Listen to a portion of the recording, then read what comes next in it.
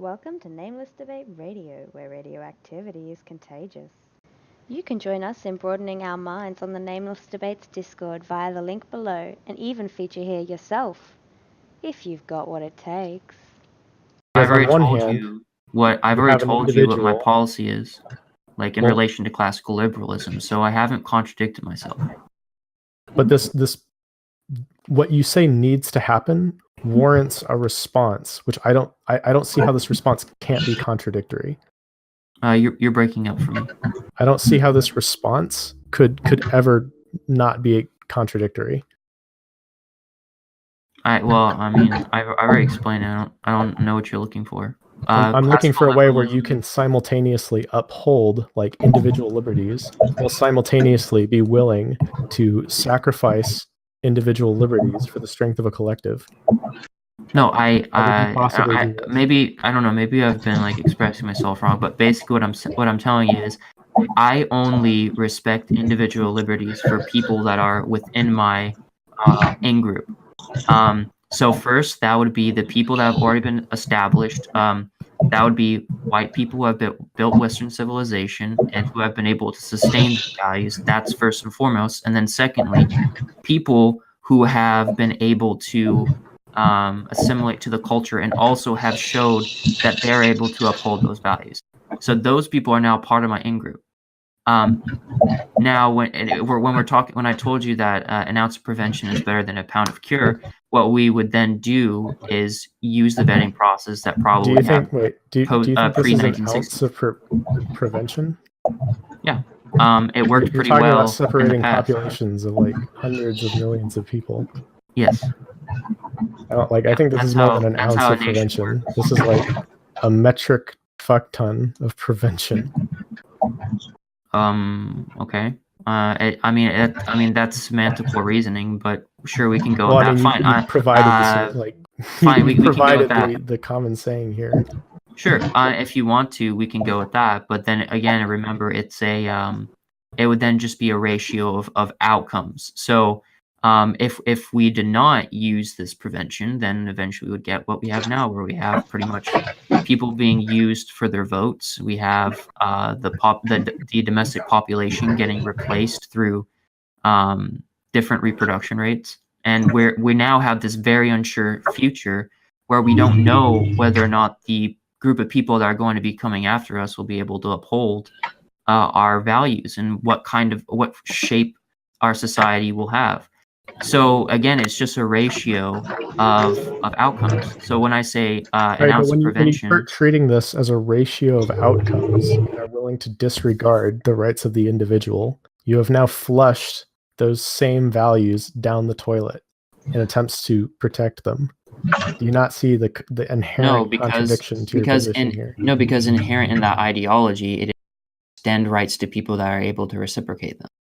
Now, if we don't know if they can reciprocate them, then they have become Varelsa.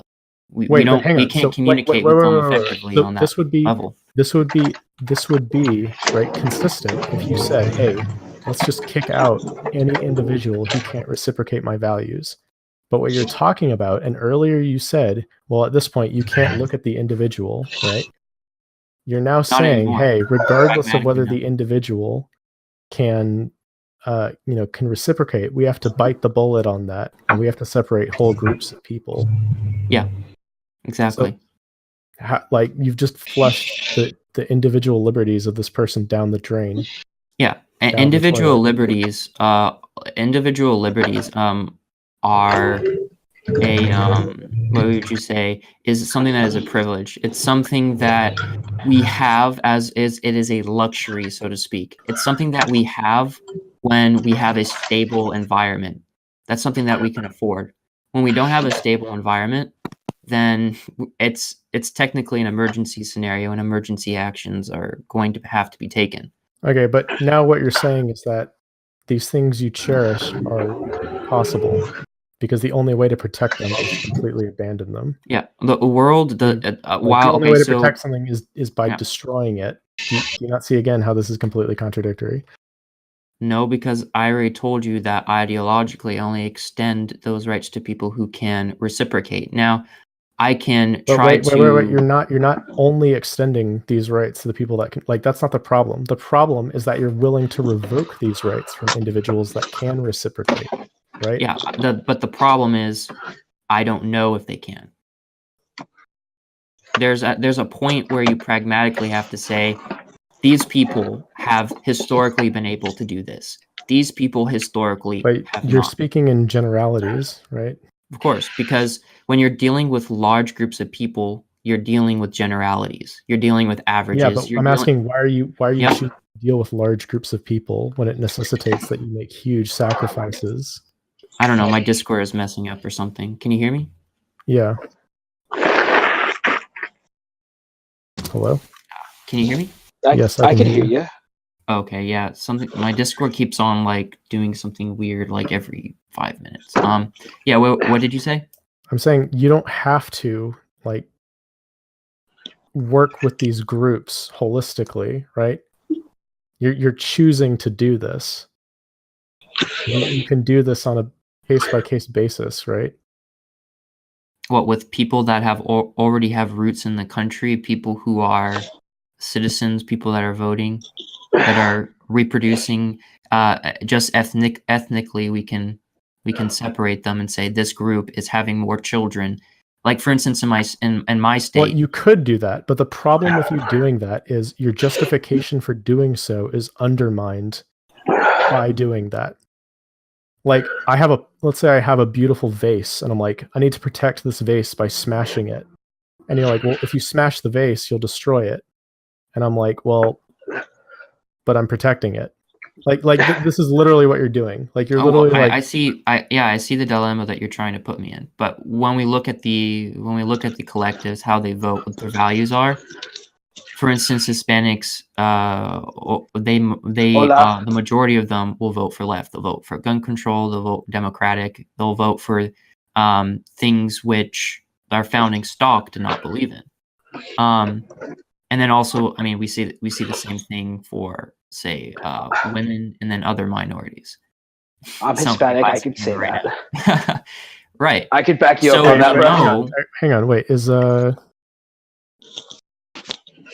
I don't actually know what the Hispanic opinion on gun control is. Oh, good not that gun control is a leftist ideology.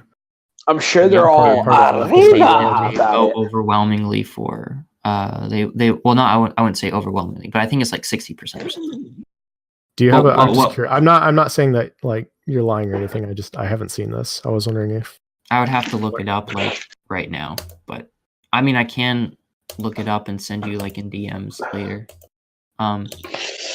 But I'm just but gun control is like, we can, if you're not sure about that, if you don't like believe me or anything, like we can sacrifice that issue and just go to just basically voting patterns. Like they primarily vote for the left. If you look at Hispanic voting patterns, well, they vote for Democrats. Yeah, they vote for Democrats. Cubans vote overwhelmingly Republican. Sorry? Cubans vote overwhelmingly Republican. Well, they know what communism feels like. Yeah, exactly. So but the Democrats aren't communist, right? Now, now hopefully that pattern can be sustained. Yeah, they are. And if it can, I would love to have them part of my in-group, and I would extend the values of, say, class. Okay, so I've just shown you how, like, even breaking this up, like, slicing the pie once will reveal that, like, isolating Hispanics isn't really a useful way to do things. Yeah, but we're talking about a specific demographic within the Hispanic. Do you think that Republicans stand for like individual liberty and whatnot? Cubans are different than Hispanic, than like Mexicans and like. So, anyways, okay. Are you a big supporter of like the Republican Party right now? I don't think that the right in America is specifically tailored to the American middle class. No, I think that that their talking points are pro middle class. Their talking points are, but their actions are not. But we're talking about voting patterns based upon what's put out to the public, and the public doesn't necessarily always look at the results of their votes, but they look at what's put up as an advertisement for the party. And so the talking points will either be pro the values that we have historically have, or like they'll correlate to it, and then you have values that are not, which would be what seems to be what the Democratic Party is espousing right now. I think the Republican Party espouses like a lot of this shit too. I don't know. If we look at things like the Patriot Act, if we look at things like yeah, but I'm talking about what's publicly put out there. I'm not talking about what's passed behind closed doors. Remember, I'm not I was about very what's passed behind closed doors either. Well, I was very specific when I said what's advertised for the party, and that's what I'm gauging it off of. I'm not gauging it off of the consequences of the voting actions, because the public, of course, are very gullible, and also, I mean, right and left is pretty much has been their only option for a long time. So I can only base it off of that as far as voting pattern. No, I mean like center right and center left has been their option. What do you mean as far as voting? Yeah. So which parties are you talking about? Like the Tea Party, the Green Party, Republicans? Yeah. Yeah, the Democrats and Republicans have been. So that's what I'm gauging it off of, and I'm saying that what we have seen emerge as demographics in America have shifted is that there seems to be people voting based upon identity, upon what is good for their in-group. And I agree with you that I wish the world could be well, wait, hang on. So there's two things here. So like, sure, we can look at like correlation between populations and voting trends, right? But what point are you trying to make? Because I would much rather have a country full of people. I mean, fuck, I hate the fucking Democratic Party, dude, but the fucking Republican Party right now is like indefensible. I don't know. Like the idea that, oh, well, these people vote Democrat a lot, like this really isn't, like, for me at least, this doesn't seem particularly problematic. Yeah, well, right now for me, the Democratic Party seems to be very pro intersectionality. They're anti-job. Their candidates seem to be atrocious on. How are they anti-job? Wait, what is it? Wait, hang on. What does pro intersectionality mean? I mean, just look at what their candidate was promoting: Hillary Clinton, going to get rid of the coal jobs. I mean, come on. The coal industry employs 75,000 people in this country. All right. That's the same number of jobs like that I think Arby's employs. I'm not sure the relevance of that. Why would you want to? Well, because you're saying like still why would you want to attack the industry? Two things, right? Like so unless you had Democrats don't necessarily want these people to lose their jobs and then stay out of work forever, right? Mm-hmm. And then secondly, like I think it's strange to call someone anti-job when they were talking about like shifting a section of jobs, which is literally like the size of Arby's. Okay. I don't think this makes them anti-job. I mean, I would have to see some kind of plan that they would have in order to reverse those people when they lose their job by placing regulations upon an industry that would result in its quote unquote killing it. But this in itself is kind of a side issue. What the main issue that I'm trying to drive at is that there is a strong correlation between the identity of the people that are voting and then the outcome of which party they ultimately select. And that's something that seems to be very apparent. I think it's almost like there's a 90% correlation. You now have to ask yourself, are the interests of these groups mutually exclusive, even if we acknowledge this? Yeah, and that is a question that we're very unsure of. No, I think I'm pretty sure that the answer is no. The interests of these groups aren't mutually exclusive. Well, no, not specifically on every single point. Of course, we're going to have some things that are shared, but I think specifically what it seems to be are going to be shared. But specifically, what it seems to be to me is that you have groups which are voting for policies which result in taking from the public purse and spreading it around to people that would be seen to be as disenfranchised. This would be your immigrants. This would be your minorities, basically. Well, no, not minorities, just like poor people in general, right? Well, yeah. But I mean, these policies are. I mean, like, if we want to look at the whitest, like, we can look at the whitest nations on Earth. We can look in Scandinavia, and they all have these same policies that the Democrats are proposing, and that minorities are overwhelmingly voting for. So, how do you reconcile this? How do I reconcile that minorities are voting in and a majority way for welfare in Scandinavian countries. Well, how can Is you that what say you're that this asking? is only in the interest of minorities when all these white countries, like the most white countries on the planet, have these policies already in place in a form that's like far more structured than the US will ever have? Okay, I see what you're asking. So for me, it is a proportion of how much is being put into the system and how much is being taken out. Now, for European countries, such as Scandinavia, I don't have a problem with them having welfare or having benefits for their in-group, because people are participating, the people are putting into the system, and people are taking. And also, it's universal. It's universally based. It's not means tested, like in Britain and America, which is why I also support it.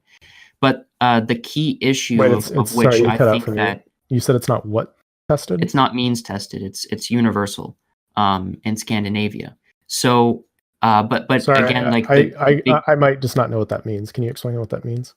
So basically, you have to make a certain amount of income in order to get benefits from the government. So, and means tested societies, basically, you make above the minimum and you don't get your benefits anymore. So it pretty much like puts people or incentivizes them not to do better or get out of welfare. So it makes them almost like it makes a welfare class of society. For instance, like for Wait, instance, in America so and Britain, you you're have saying in like generations of if we look at welfare. like Iceland, you only get these benefits if you are making above a certain amount? No, I'm not talking about Iceland. I'm talking about Scandinavia. It's Okay, or universally sure, based. like Then you any have like country. Britain and America, which are means tested. Yeah, that's what basically what I'm saying. But the thing that is most important to me is looking at what are the newcomers, what are the groups that are not voting for right policies. Like how much are they putting into society versus how much are they getting out? Are they a net positive or they are not net loss on society? And in so doing, are they transferring resources that have been put in there by a certain demographic of people to themselves? That's the question that I'm asking, and the answer seems to be that groups are voting based upon their group to take resources that are being put in by a certain demographic, and then they're taking them out for their own benefit. It seems to be what's happening to me. Wait, do you have like anything to support this? Well, from studies that I've looked at, and again, like I haven't reached it. Like I'm aware there's correlation, but like the idea like that like when I go to the recently. polls, I'm thinking, not only what is best for me or the country, but I'm going to specifically like consider if all the different ethnic groups are playing on different like soccer ball teams, what policy will give my team the most and screw over the other teams the most. Okay, so your point is that that's not what you're thinking about when you go to the polls? No, well, that's not what I'm personally thinking about, but my point is like Okay. I don't know if this has been demonstrated that like a lot of people think about this. Well, what we do know are the results, which, and again, I don't have the studies right now. I can DM you some stuff that I have been researching, but or not recently, but in the past when I was studying this stuff. So what seems to be happening based on what all my past research is that groups like African Americans and Hispanics are a net loss. And then also they vote for policies which Wait, redistributes more wealth to a net loss to in terms people of that a fiscal loss or an economic loss? can you explain the differences between those two terms? So in terms of what they take or provide to our economy, right? And things like I mean, GDP doesn't really mean much, right? But in terms of like the welfare of our economy, we can talk about metrics for that if you want. Or in terms of what the government spends, like in terms of taxpayer money. Okay, so that would be in terms of taxpayer money. Okay. Yep. There may be, I don't know, like there may be an indirect argument for that certain populations. I don't know if I've seen that it's a net loss. I've seen some speculation Or you could that say like a perhaps net drag, yeah. Well, like immigration from Mexico, like fiscally, right, in terms of taxpayer money, we probably put in about as much as we take out, right, in terms of taxes. But then you have to account for the economic benefit of having these people here, right, and the way you've expanded your labor force. Mm-hmm. Well, I would say globally, when you get cheap labor in, I think it does actually contribute a lot to the GDP of the country. But that's not my goal.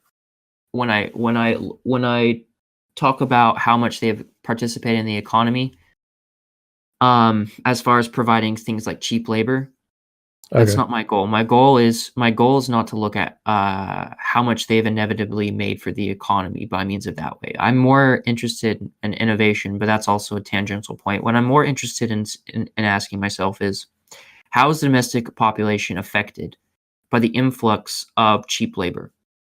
And that's primarily what Hispanics immigrating into this country have provided, is cheap labor. And from my research, what I found is that what it's done, it's made labor lower in value because there's a higher supply. I've never seen research to suggest this. Oh, I think I can find something for you. But this in itself, I mean, seems pretty obvious, because simple supply and demand economics show that when you get a influx of workers that do not have the same opportunity, do not have the same standards as your domestic workers, there is going to be a sudden shift in supply of the work. And then the people that are disadvantaged, or the people that are willing to work for less, will then get the job opportunities than the domestic population. But wait, labor doesn't work like this, right? Sorry, you broke up for me again. Labor doesn't work like this. Like, economics isn't a zero-sum game, especially in terms of like labor resources. There's a saturation of job opportunities at some point. Maybe at some point, but I mean, there have been you can look expansion. at like David Card's study on the Mariel boat lift, right, on the Miami labor market, where over the course of like 6 months, you had 300,000 people flooding in from Cuba, and this had like almost no effect on the value of low-skilled labor. My thing was messing up again. Can you repeat what you were saying? I mean, like, so we have a historical example. Like, you can look at David Card's study on the Mariel boat lift in Miami, and you can see like 500,000 fucking people flooding the labor market in Miami, and you can see that prices like didn't really change. There are a few issues with that study, but like, economics is not a zero-sum game, right? If I'm building something and I get somebody to help me build it, it's not as though my labor is now half as valuable, right? Like, there's still value like in our labor, right? Oh, you're talking about its value in terms of what in actuality. Well, yeah, what like if you have more laborers, right? like, you can produce more stuff, right?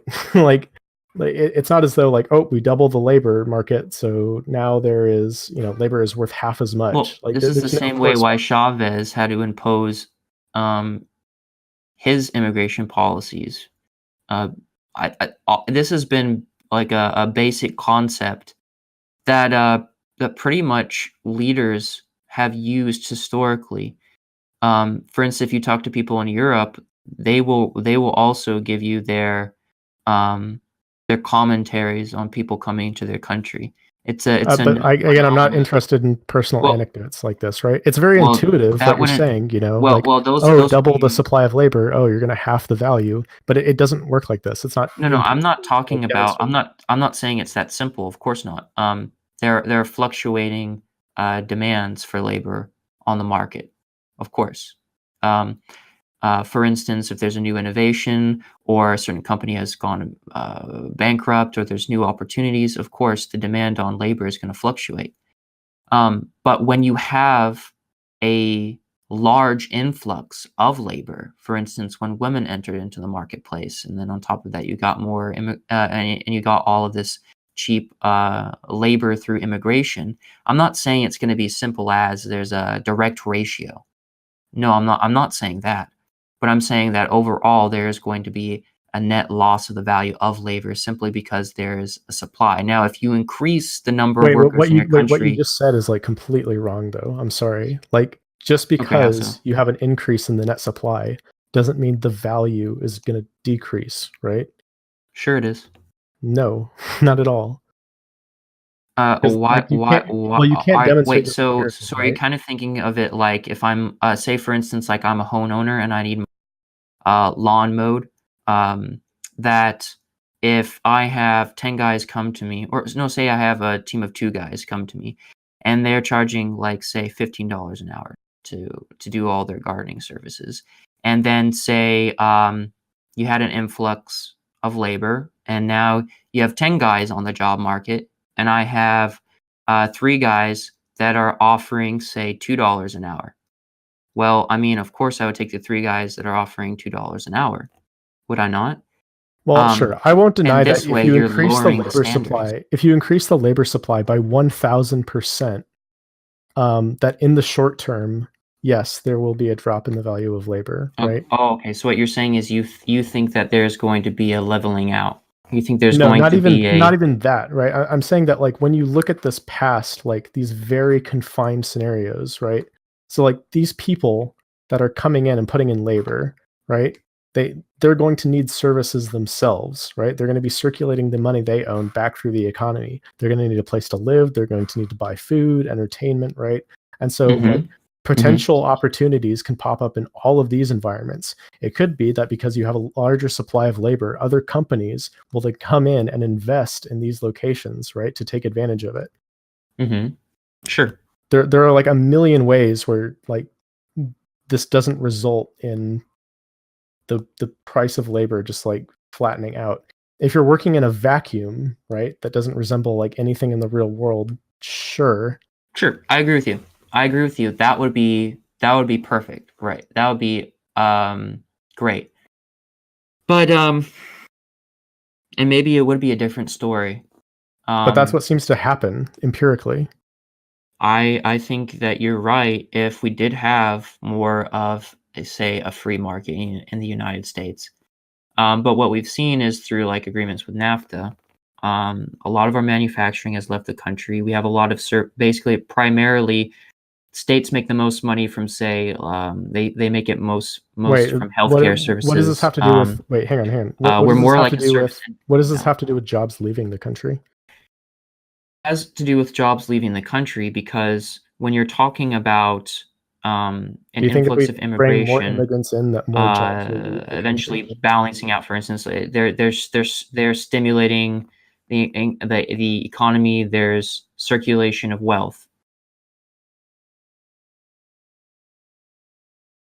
Right, but like, do you think that bringing in immigrants is going to make more jobs leave the country?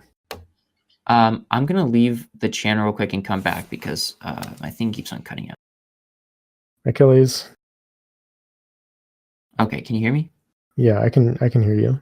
Okay, so basically Um, what I'm saying is that there is a saturation of opportunity at some point, and that saturation of opportunity is dependent on a number of factors, of course. Like all of these factors depend on ultimately resolving itself in economic health. But when you have your companies that are in charge of manufacturing, are in charge of these sorts of industries leaving the country because there are lower regulations or it's just inherently cheaper when you move capital in that way. There is going to be a rate of innovation and progress that cannot keep up with the amount of laborers in your country. That's why I'm saying I agree with you that normally that would make sense. If you have a strong economy where you have strong manufacturing, you have less regulations and business and being able to set up a business and profit from that business is more streamlined, I would agree with you. It'd be a great thing to have immigrants come in and be able to fill those positions and generate even more wealth. But that's not what we have right now. We have a free trade trade policy where we're constantly losing. Other countries are hoarding our currency and they're engaging in these trade wars with us. And on the other hand, we've had our manufacturing industry decimated. They've moved to other countries, and now we're primarily a service industry. So what I'm saying is, right now, having this large influx of labor, right now it's not good. We can't handle it. It's Wait, what going to makes you drive say down the that? price. Like Well, employment in the United States is incredibly low right now. I'm sorry, can you repeat that? Employment in the United States, or sorry, unemployment in the United States is incredibly low right now. It's I'm aware of below that. what most economists would consider like an optimal rate of fictional unemployment. Yeah, I'm aware of that.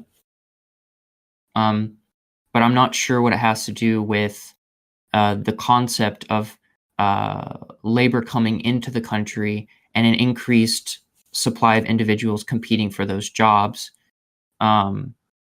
means that the price or the value of that labor goes down. As in, if you have more people that are competing for a job, that means that the lowest bidder will get the job, assuming that they all have the same skills. It doesn't mean that though. It might mean that they all get a job, right? If unemployment is low, right? If we have unemployment of like 3.5%, there are often positions that just we don't have anybody to fill them, right?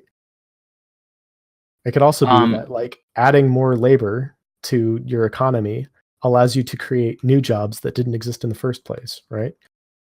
That would follow, yeah, that we would be able to create new jobs. I agree with you. That would naturally follow. But right now, our trade policies don't allow for that innovation and progress, or to catch up with the amount of labor that we're getting into the country. Then why is unemployment so low? I'd have to take a look at those figures and then look at the different variables affecting that study, because what's been happening since I think like the 1970s is that the rate of inflation has not been keeping up with the amount of money per household, or income per household, sorry. So something with the numbers here isn't jiving. And I think the official numbers, do show that unemployment is going down. And I'm not sure how they get those numbers. Like, for instance, Obama had numbers that showed that many people are unemployed, but it only counted people, but it was counting people as employed that were looking for jobs, but actually did not currently have employment. So I would have to take a look at that. I would have to take a look at the numbers. Heard of this? I mean, I'm just getting everything from the Bureau of Labor Statistics. And I'm not sure, but I think that was where they got it from, and that was their policy, is that they would count people as employed that had been looking for jobs, but we're not actually employed by someone. Oh, what you might be referring to is the difference between the U6 and the U3, right? Where if people are unemployed, right, technically, colloquially, if they're unemployed, they don't have a job, but they're not looking for work, they're not considered unemployed. But the problem is, like, if you look back, 100 years, the U6 and the U3 have tracked each other pretty well. It's not like one has gone off in like some crazy direction. Yeah, I'm not sure. So I'm not sure which of those two that you would be using primarily in that study. That's the problem I'm having. Which is why I would have to. I would be using the U3. The U6 will always be higher than the U3. Okay, so you're looking at the U3, and you're saying that historically they've been able to they've tracked each other consistently. Yeah. Okay. I'm not sure when you say they've tracked themselves consistently, how that changes the actual number of people that are unemployed. I'm not sure how it accounts for that, but. What I can say to you is that from what I've researched, wages have more or less stagnated. They have not been increasing, I agree. Especially with inflation. Agree. Yeah. And the number of the supply of labor, especially with women entering the workforce, I'm not making a value judgment on that. I'm just simply saying that did increase the value of. They did increase the supply of labor, and along with immigrants, it naturally follows. And I know previously that you had objected to me using the commentaries of Europeans, but historically, leaders of countries have enacted measures to keep immigration out of out of their countries because they To recognize. solve this issue? Sorry? To solve this issue of wage stagnation? To solve that issue. And also not only that, but to make sure there wasn't a conflict between immigrants coming into the country that were willing to lowball, so to speak, the domestic working force. And the numbers that you're citing about Donald Trump's administration and the resulting unemployment right now, I'm not sure how to respond to that. I'd have to look at what they're using, and I appreciate that you say the U3 and the U6 track each other consistently. I'll have to take a look at that, but something to me just isn't adding up. Because what's not adding up is that owning capital is now much more lucrative than it used to be. Okay, and when you say that owning capital is now more lucrative than it used to be, and how that relates to wages stagnating, can you expand on that? Well, because the economy is expanding, right? Even though the U.S. manufacturing sector has taken a hit in terms of in terms of a lot of people losing their jobs and those jobs being shipped overseas. Mm-hmm. I think America produces more now than it ever has. I could be wrong about that though. But the thing is, it's producing more goods than it ever has in the past. I'm not sure about that either, but I would probably bank on. Let me look that up really quick. Giving a negative to that. So would you want to look at like exports or just mainly production? Just manufacturing production. Okay, I'll look. So there's a Pew poll, or not a Pew poll, a Pew page on this.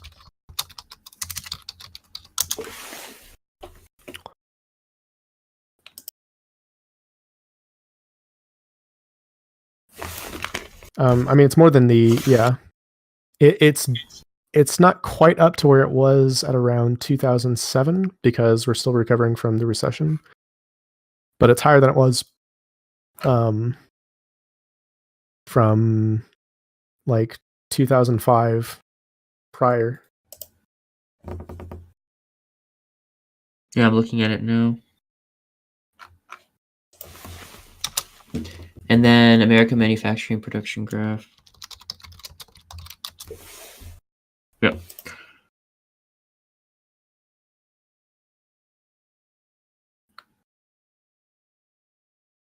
Now, let's see here.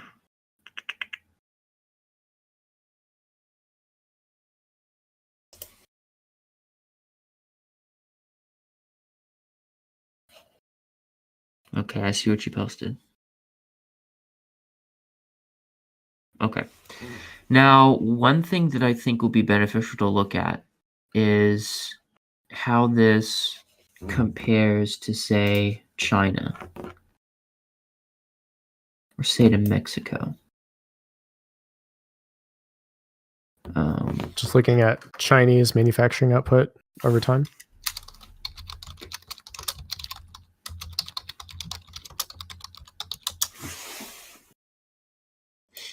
Okay, so I have a graph here. No, it doesn't give the... It's from Investing Curious Catalog. Okay, it's from 1999 to 2011. And I'll put the link.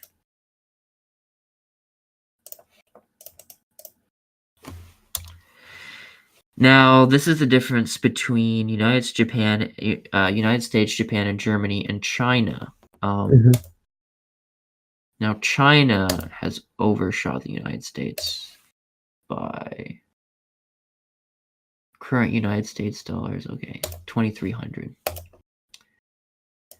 Okay. And that's what I was thinking when I was giving the negative. I was basically thinking of a comparison between countries. And China is the big exporter right now. Yeah. Yeah. Sure, yeah. This doesn't surprise me at all. Right. Now, let me see. I mean, China is also a country with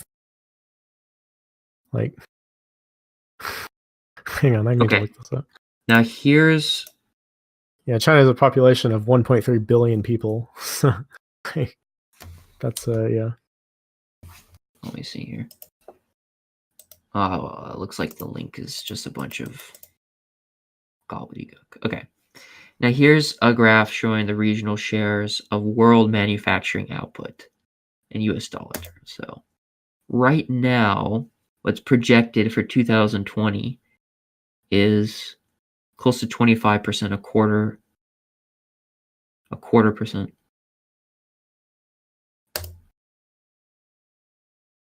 Okay. And you said this relates to the reason why capital is more lucrative.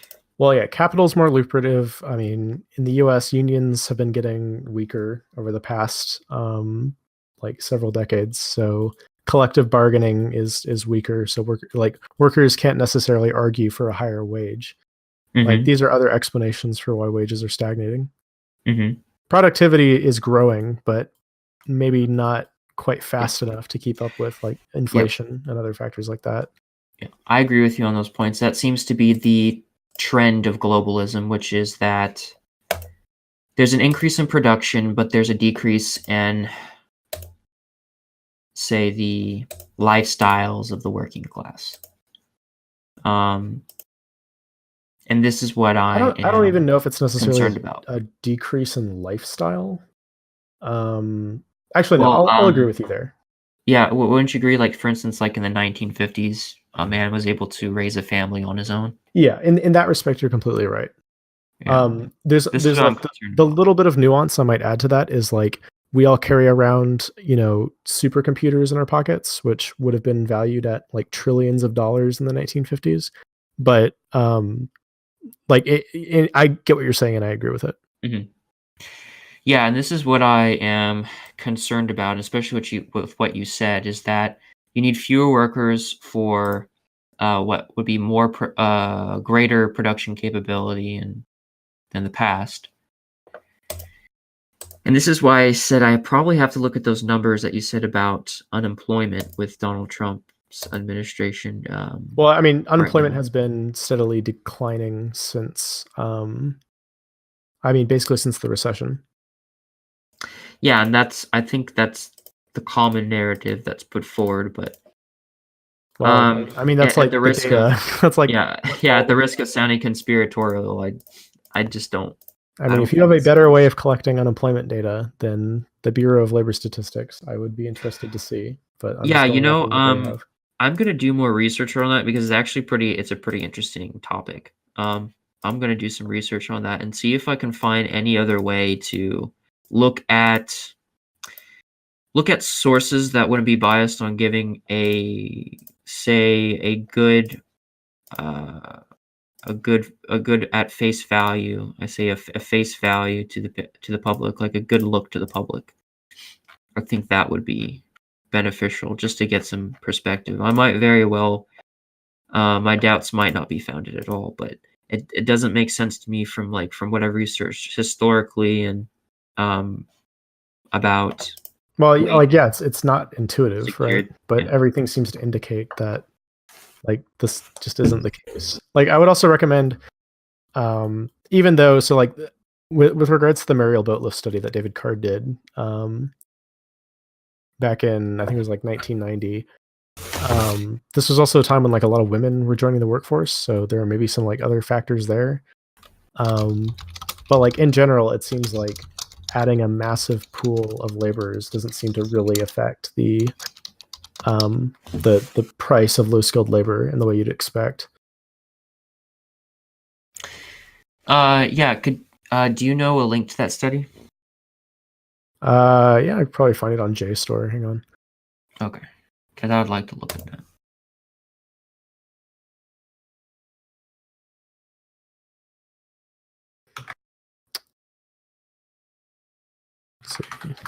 Let's see if I can find a free version.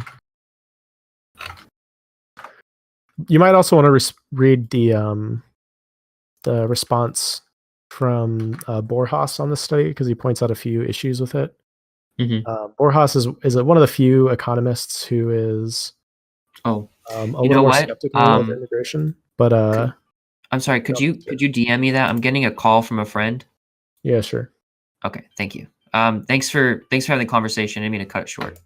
Yeah, of course, dude. No, that's fun. Hey, Achilles, where you at? Thank you for listening. Like, share, subscribe, and join us in the Nameless Debates Discord. We hope to see you there.